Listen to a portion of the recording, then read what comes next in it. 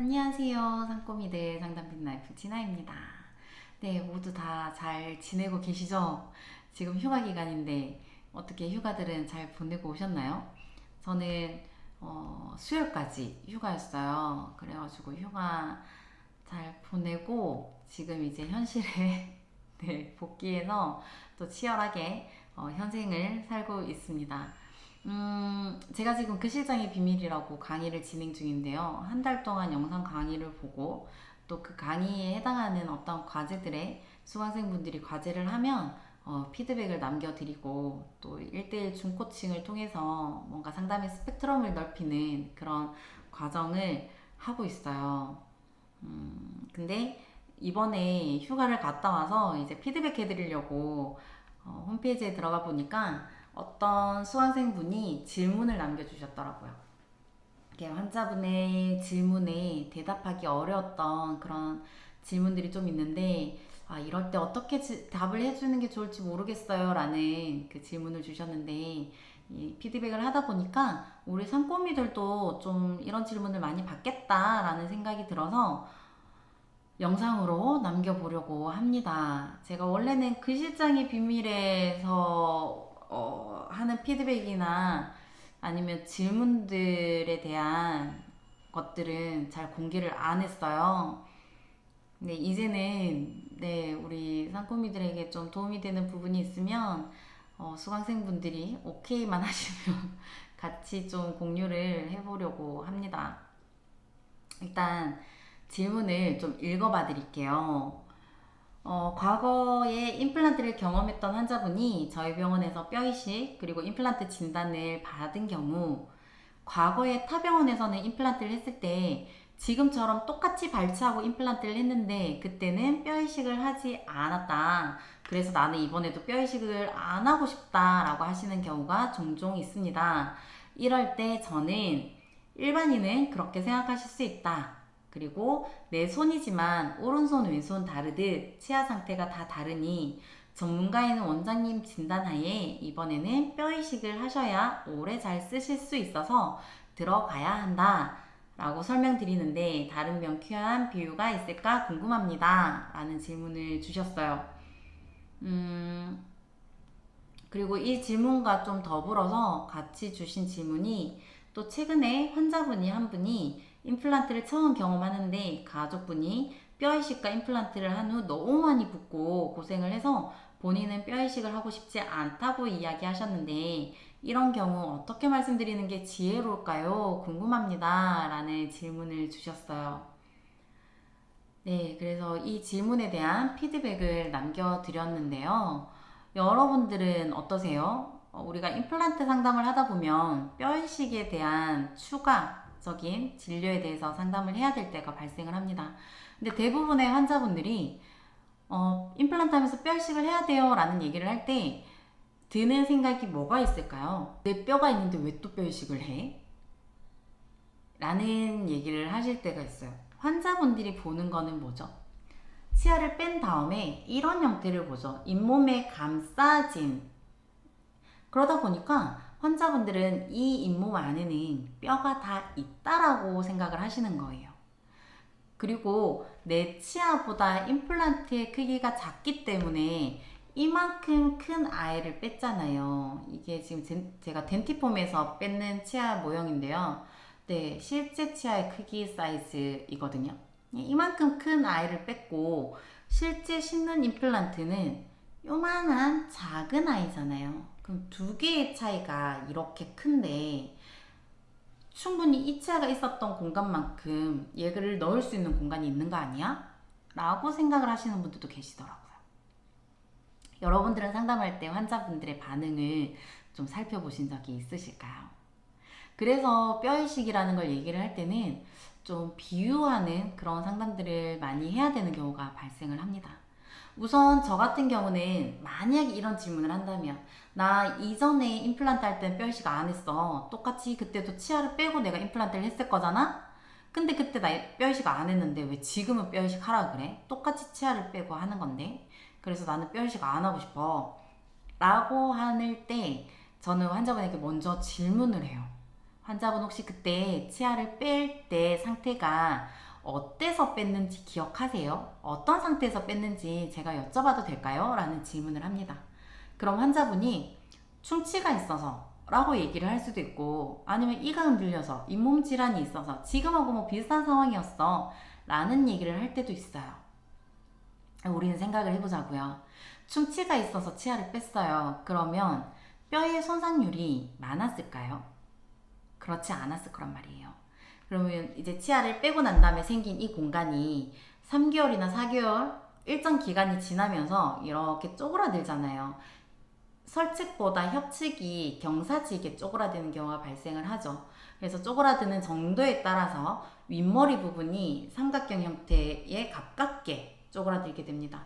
그죠? 그럼 그런 상황에서 우리가 임플란트를 심었을 때 이 임플란트의 직경만큼의 폭이 유지가 되면, 그러면 뼈 이식을 하지 않지만 임플란트의 직경보다 부족한 경우에 뼈 이식을 하죠. 그리고 또 어떨 때예요? 치아를 뺐어. 치아를 이렇게 빼고 난 다음에 이 자리가 텅 비었는데 이게 3, 4개월이 지나면서 자기네들끼리 서로 쪼그라 붙어야 되는데 염증이 너무 많았던 치아라서 거기가 회복되지 않은 거예요. 그래서 잇몸을 열었더니 완전 텅 빈 경우도 있잖아요. 그런 경우에도 임플란트 나사를 넣고 부족한 부분의 공간에 뼈로 채워 넣어서 그 폭을 만들어 주기도 하죠. 또 어떨 때 뼈 이식을 하나요? 우리가 치아를 뺐는데 염증이 근난 농양이 너무 심해가지고 뿌리가 있던 그 위치에 뼈가 관통되어서 뼈가 손상받은 경우가 있죠. 관통된 뼈는 다시 회복되지 않아요. 그거는 어쩔 수 없이 나사를 넣고 이제 잇몸을 플랩을 다 제껴가지고 관통된 부분에 인공뼈로 덧대야 되는 경우가 생깁니다. 우리가 뼈 이식을 해야 되는 경우가 여러 가지의 경우의 수가 생겨요. 그래서 환자분에게 엑스레이라든지 아니면 CT라든지 여러 가지의 그 근거 사항을 가지고 예측할 수 있는 상황을 얘기를 드려야 되는 거예요. 그래서 만약에 충치 때문에 치아를 뺐어 라고 한다면, 아, 그러셨군요. 근데 충치 때문에 치아를 빼는 경우는 대부분 충치가 이 머리 위에만 있고 뿌리 쪽은, 뼈를 감싸고 있는 이 뿌리 쪽은 손상이 그렇게 많지 않기 때문에 그런 경우는 치아를 빼고 나면 뼈하고 뼈가 이렇게 잘 달라붙는 경우가 있습니다. 그래서 뼈 이식을 하지 않은 경우가 훨씬 더 많이 발생해요 라고 얘기를 할 수 있겠죠. 하지만 지금은 잇몸 질환으로 인해서 뼈 이식을 해야 되는 경우가 발생해요 라고 설명을 할 수도 있을 거고요. 근데 만약 환자분이 잇몸 질환 때문에 이를 뺐지, 이가 흔들려서 뭐 기타 등등 여러 가지의 얘기들을 할 수 있어요. 그럼 그때도 대략의 상황을 예측해서 얘기를 해주는 거예요. 아, 그때도 잇몸 질환 때문에 치아를 빼셨군요. 근데 잇몸 질환도 저희가 1단계부터 3단계까지 발생이 되기도 하고, 그리고 때로는 잇몸 질환과 별개로 뿌리 끝에 염증이 너무 많이 생겨가지고 치아를 빼는 경우도 있는데, 그럴 때 뼈가 염증에 의해서 조금 많이 손상받아서 좀 녹아 내려앉는 경우가 있어요. 그러면 우리 뼈 자체가 이렇게 360도로 감싸져 있는데, 이 외벽이 감싸져 있는데 한쪽은 뼈가 원래 있어야 되는 높이에 있고 한쪽은 만약에 뼈가 아래로 이렇게 녹아 내려가 있는 경우에 따라서는 뼈 이식을 해야 되는 경우가 생길 수 있어요 라고, 그때와 지금의 상황이 다를 수 있다라는 것을 또 얘기를 드릴 수 있겠죠. 혹은 환자분이 너무 시간적으로 바빠서 그때는 치아를 빼고 3, 4개월을 기다렸는데 지금은 치아를 빼고 바로 심는 경우가 발생할 수도 있잖아요. 즉발 식립의 경우는 뺏는 발치와와 그리고 심어야 되는 임플란트의 직경의 차이가 있기 때문에 임플란트를 넣고 그리고 이제 치아를 뺀 나머지 그 구멍이 텅 비어 있는 그 부분에 뼈 이식을 해야 되는 경우가 발생을 해요. 그래서 환자분에게 어떠한 경우에 뼈 이식을 해야 되는데 지금 환자분은 뼈 이식을 해야 되는 그 범주 안에 있다라는 의학적 근거를 얘기를 합니다. 그리고 나서 환자분에게 또 한 가지 질문을 해요. 환자분 화분에 나무를 심는다고 가정을 해볼게요. 근데 그 나무에 흙도 충분하지 않고 그리고 비료도 충분하지 않아요. 근데 그냥 나무를 심었어. 이대로 잘 자라겠지 해서. 그런 와중에 뭔가 비바람이 많이 불고 어떤 외부적인 자극을 많이 받는 나무가 오래 쓸 수 있을까요? 오래 살 수 있을까요? 어떨 것 같으세요? 라고 질문을 해요. 그럼 환자분 대부분이 뭐 수명이 그렇게 오래 살지는 못하겠지? 라는 얘기를 하기도 합니다. 그때 한마디를 더 던져드려요. 네, 당장에 심을 수는 있지만 그 나무의 수명을 보장할 수가 없잖아요. 이 나무가 건강하게 오래 살 거야 라는 걸 보장할 수가 없죠. 우리가 뭐 태풍이나 지진이나 이런 것처럼 외부적인 자극에 이 나무가 빨리 뿌리가 뽑힐 수도 있고 나무가 쓰러질 수도 있고 아니면 흙에 충분히 안착되어 있지 못하다 보니까 뭐 햇볕이 너무 많이 쐬어지거나 할 때 빨리 나무가 타거나 하는 경우도 발생을 해요. 그래서 나무 심을 때 어때요? 뿌리를 충분한 깊이로 넣어서 충분한 흙으로 그 뿌리를 감싸주잖아요. 그만큼 나무를 심을 때도 그 나무가 유지하기 위한 그 화분의 폭이 중요하기 때문일 건데요. 우리 입에 들어가는 임플란트도 마찬가지입니다. 환자분이 보시기에 임플란트가 이만큼 작은 거야. 원래 내 치아 가지고 있는 것보다 작은 애니까 이 치아를 빼고 나면 충분히 그 공간이 있을 거고 그 공간에 임플란트를 심을 수 있는 거잖아 라고 생각하시는 건 네, 맞는 얘기이기도 해요. 하지만 뼈가 손상된 정도에 따라서 그 폭이 충분히 유지되지 않은 경우가 있을 수 있어요. 그리고 사진을 찍었을 때는 이게 뼈처럼 보이는 경우도 있지만 때로는 잇몸을 열었을 때 뼈가 아니라 염증 조직이 그냥 단단하게 굳어진 경우도 있습니다. 염증 조직에는 임플란트를 심을 수가 없어요. 그럼 그 염증 조직을 다 걷어내야 되는 경우도 발생을 해요. 그러다 보니 지금 원장님께서 정말 꼼꼼히 진단을 하셨는데 이번에는 안타깝게도 임플란트 수술과 더불어 뼈이식이라는 진료가 같이 동반돼야 환자분이 그나마 이 치아를 오랫동안 안전하게 사용하실 수 있으실 것 같다라고 얘기를 하세요. 라고 안내를 드려요. 여러분들은 어떠세요? 이런 얘기를 듣는다면 그냥 단순히 지금 뼈가 부족하니까 임플란트 해야 돼요 라고 하는 상담가와 지금처럼 어떠어떠한 이유에서 뼈이식을 해야 되고 지금 당신의 상황이 의학적 근거로 어떠한 상황이고 그럴 때는 뼈이식을 해야 조금 더 오래 쓸 수 있어요 라고 해주는 상담가, 어느 상담가에게 조금 더 마음의 문이 열릴까요? 그런 부분들을 생각한다면 우리가 상담의 방향을 잡는 건 조금 더 쉽지 않을까라는 생각을 합니다. 그래서 우리가 뼈이식을 얘기할 때는 부득이하게 임플란트를 심기 위해서 요 임플란트 나사에 요 직경이 있잖아요. 요 직경을 심기 위해서 확보해야 되는 앞, 뒤, 좌우의 폭이 충분해야 된다는 거에 대한 것을 얘기를 드릴 수밖에 없어요. 그래서 저 같은 경우는 이런 덴티폼에 이렇게 찢어놨어요. 이렇게 덴티폼 잇몸을 찢어놔서 우리가 임플란트를 심기 위해서 요만한 임플란트를 이렇게 원장님이 심을 때 좀 안전하게 심기 위해서는 이렇게 잘 안 보이죠. 이렇게 심기 위해서는 좌우 앞 뒤의 폭이 이 정도로 충분히 있어야 뼈이식을 안 할 수 있다. 그리고 잇몸을 이렇게 제꼈을 때 이 폭도 옆에 있는 이 폭도 충분히 유지가 돼야 되는데 뼈 손상에 따라서 여기가 움푹 들어가 있는 경우도 있다.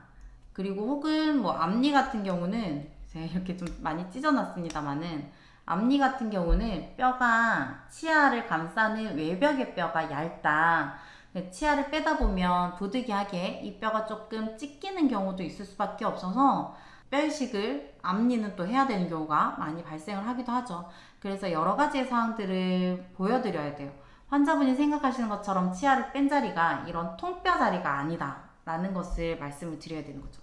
특히 어금니를 빼고 나면 뺀 자리가 이렇게 돼 있잖아요. 뭐 하악이나 상악에 따라서 뿌리의 개수가 좀 다르긴 하지만 이렇게 되어 있는 곳에 이런 작은 임플란트를 어느 위치에다 심을지는 모르지만 어쨌든 이 세 개의 뿌리 중에 조금 더 뼈가 좋은 자리에 심을 거잖아요.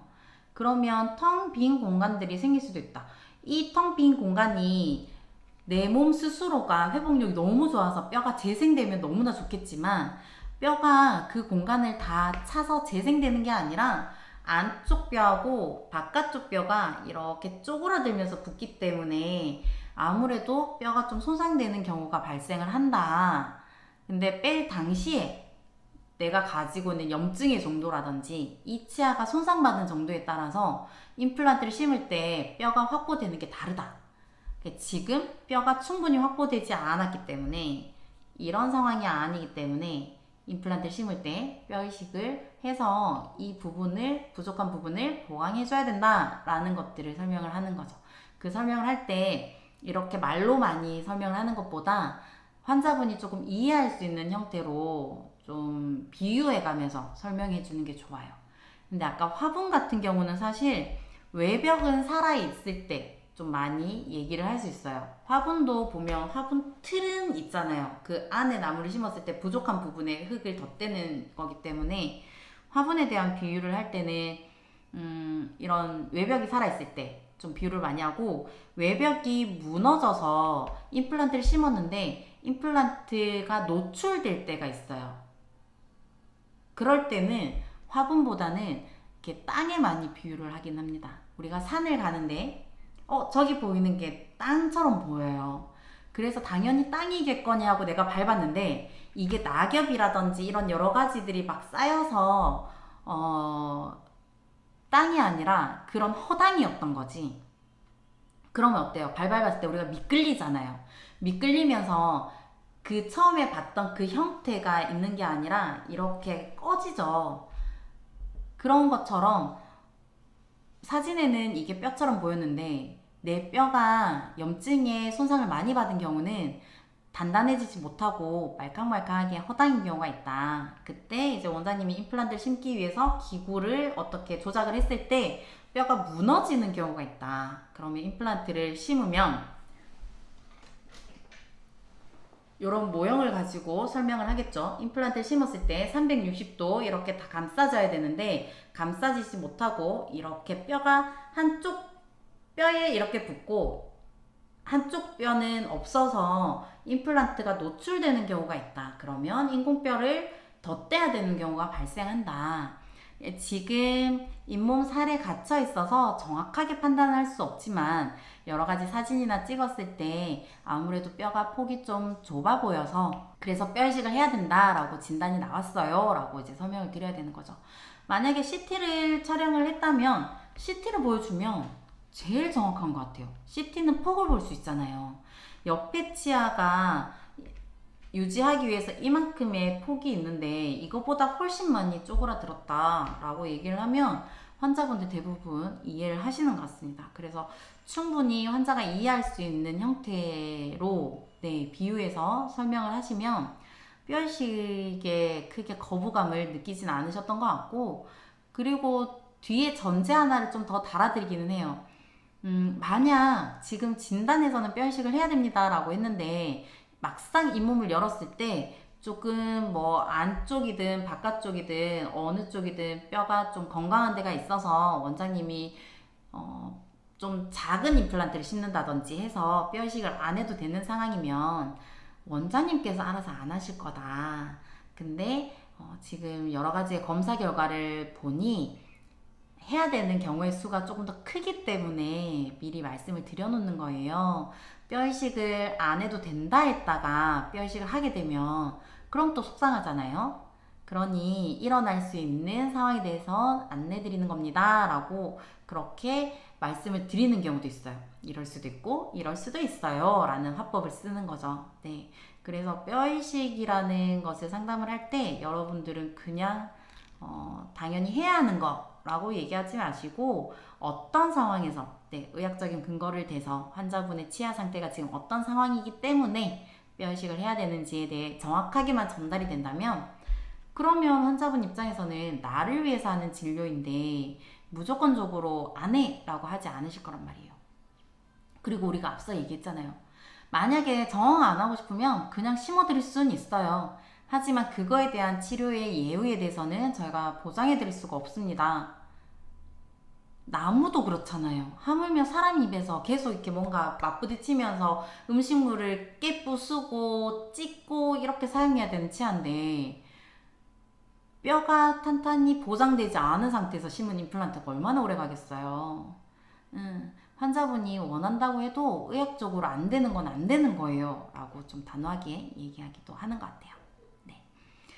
이러한 경우에 대해서 여러분들에게도 좀 도움이 됐나 모르겠습니다. 네. 그리고 두 번째 질문이었죠. 환자분이 임플란트를 처음 경험하시는데 집에 누군가가 임플란트를 하면서 뼈 이식을 한 거예요. 그래서 너무 많이 부어서 너무 고생을 해서 나는 뼈 이식을 안 하고 싶어 라고 얘기를 해요. 그럴 때도 비슷한 맥락입니다. 그래도 환자분 입장에서 해야 돼요. 뼈 이식 안 하면 못 해요. 이렇게 얘기를 하진 않고요. 환자분에게 일단 그 상황에 대한 감정의 공감을 먼저 해드리는 것 같아요. 뼈 이식에 대해서 조금의 선입견을 가지고 계시군요. 이렇게 주변 분이 경험한 거에 의해서 환자분이 좀 선입견을 가지고 계시네요. 라고 이제 그 상황에 대한 공감을 해줍니다. 근데 제가 뭐라 그랬어요? 선입견이라고 얘기를 했잖아요. 그래서 뼈 이식을 한다고 해서 모든 분들이 다 고생하는 건 아니에요. 라는 마음을 조금 내비치는 그런 언어를 사용을 하는 것 같아요. 그리고 난 다음에 뼈 이식을 하면 왜 붓고 아프고 그런 경우가 생기는지를 좀 얘기를 드리는데요. 그때도 뭐 이런 덴티폼, 아까 보여드렸던, 그래서 제가 이걸 좀 많이 째놓거든요. 그래서 만약에 검사를 했는데 뼈 이식을 안 해도 되는 분들은 절개량이 적다라고 얘기를 드려요. 잇몸을 뼈 이식이 뼈가 충분히 확보되시는 분들은 잇몸을 이렇게까지 열지 않아도 돼요. 사실 여기만 살짝 열어서 위치를 잡아서 임플란트를 심기 때문에 그래서 많이 붓거나 아프거나 하는 것들이 많이 줄 수 있는데요. 생각을 해보세요. 만약에 뼈가 부족해서 뼈 이식을 해야 돼. 대부분 이 바깥쪽 면이 안으로 움푹 꺼져 있거나 많이 잃어버려서 우리가 치아를 빼고 나면 뺀 자리가 이렇게 아물거든요. 이렇게 아물지가 않아요. 라는 얘기를 합니다. 그래서 이렇게 사선 형태로 이렇게 아물다 보니까 대부분 임플란트 하시는 분들이 안쪽 뼈보다 바깥쪽 뼈가 없는 분들이 좀 많으세요. 라는 얘기를 해줘요. 그래서 만약 이 바깥쪽에 뼈 이식을 해야 되는 부분이 이 아래까지다. 그러면 어때요? 여기를 조금만 째서 임플란트를 심고 뼈를 이렇게 막 밀어 넣어가지고 뼈 이식을 할 수도 있겠죠.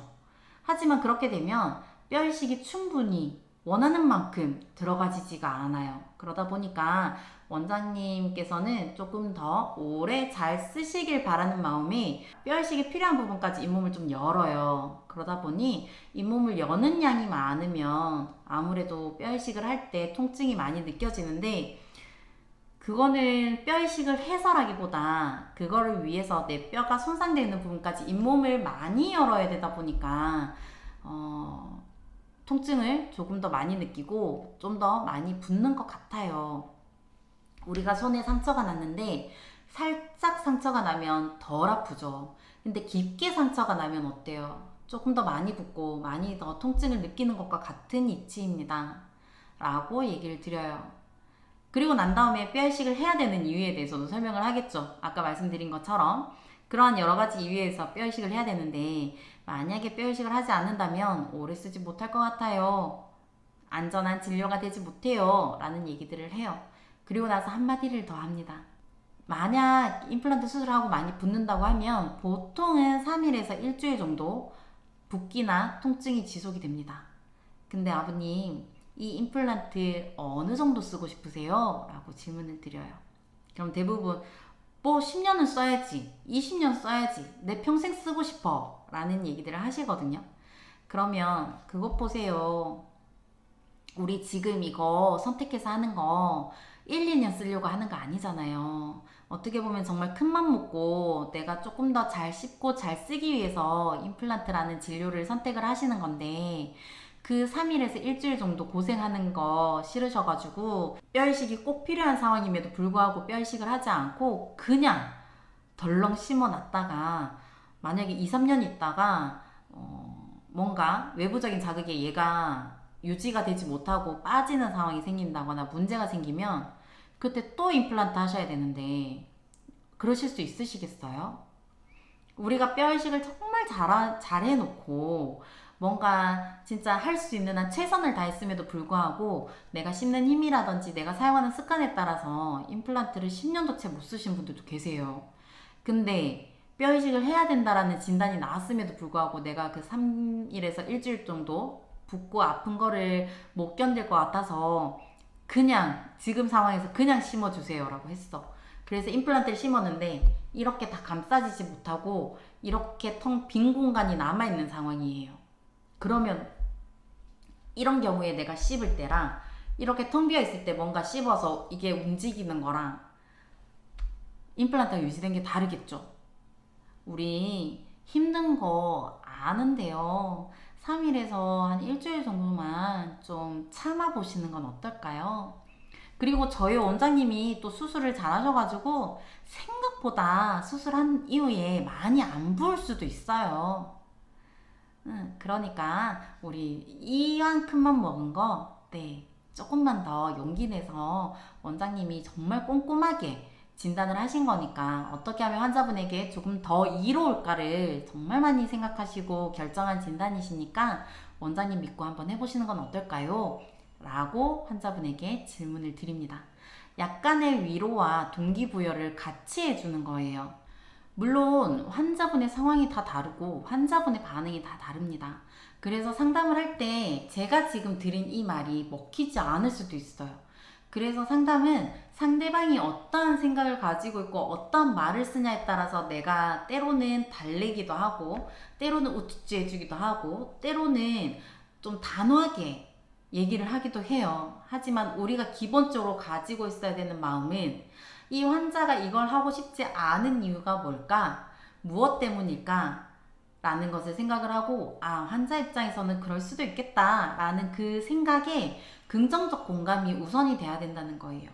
그리고 난 다음에 이 환자의 상황이 어떠한 상황인지 그리고 그 상황에서는 어떠한 진료가 최선인지 정확한 의학적 근거를 제시를 할 때 환자분은 조금의 용기를 더 낼 수 있습니다. 대부분은 나 뼈 이식 안 할래 라고 얘기를 하면 상담가들은 돈 때문에 저러나? 진료비가 더 많이 드니까 저러나? 라는 생각으로 본인 스스로가 환자에 대한 선입견을 가질 때가 있거든요. 여러분들도 그렇게 환자가 뭔가 나 이 진료 안 해, 나 그냥 임플란트만 할 거야 라고 얘기를 할 때 본인 스스로가 그 환자에 대한 어떤 선입견을 두고 얘기를 하고 있지 않은지 그리고 그 사람을 설득하기 위해서 또 수많은 말들을 하고 있지 않은지에 대해 고민을 좀 해보셨으면 좋겠습니다. 상담이라는 게 참 어렵긴 합니다. 상대의 반응에 따라서 내 반응도 달라져야 되고 나의 전략도 달라져야 되기 때문에 네, 어렵긴 합니다. 하지만 우리가 잊지 말아야 되는 건 뭐죠? 우리 이제 상꼬미들은 너무나 잘 알 것 같은데요. 우리가 잊지 말아야 되는 건 나와 대화하고 있는 사람은 기계가 아닌 사람이라는 거 잊지 마셨으면 좋겠어요. 그래서 늘 우리의 상담의 우선은 그 사람을 먼저 이해하고 네, 그 마음을 알아봐주고 긍정적 공감을 해주는 것부터 시작이 돼야 된다는 거 잊지 않으셨으면 좋겠습니다. 오늘의 영상도 여러분들에게 도움이 되셨으면 좋겠습니다. 우리 더 이상 뼈 이식을 동반한 임플란트 상담에서 헤매지 않으셨으면 좋겠고요. 오늘의 영상이 도움이 되셨다면 좋아요 그리고 구독 눌러주시는 거 잊지 마시고 이 외에 여러분들이 경험했던 경험 중에 나 이럴 때 좀 힘들었어요 하는 사례가 있다면 네, 댓글로 남겨주시면 또 영상으로 여러분들에게 많은 상담의 팁들을 알려드리도록 할게요. 우리 상꼬미들의 모든 순간이 행복했으면 좋겠습니다. 조금은 쉬운 상담으로 환자분에게 사랑받는 상꼬미들이 되기를 바라며 오늘의 영상은 여기까지 할게요. 그럼 모두 안녕.